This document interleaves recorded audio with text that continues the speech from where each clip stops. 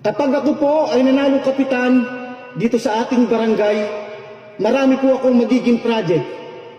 Ang kauna-unahan ko pong magiging project, ipapagawa ko po ang bahay ko. Bakit kanyo?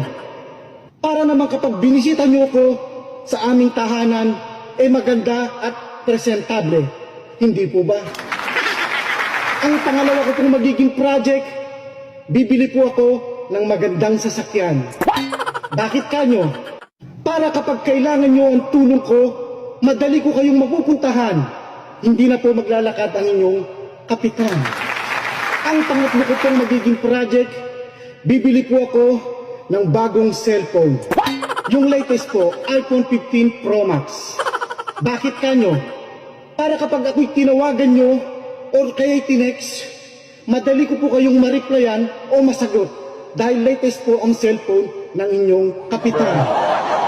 At ang pang-apat ko pong magiging project, ipapagawa ko po ang ngipin ko. Ipapabrace ko po or kaya ipapabineers. Bakit kanyo? Para naman kapag ngumiti ako sa inyo, maganda at hindi ngiting aso. Kaya sa darating na halalan, huwag niyo pong kalilimutan. Dating malakas mamulutan, ngayon ay manunungkulan. Nandito na ang ating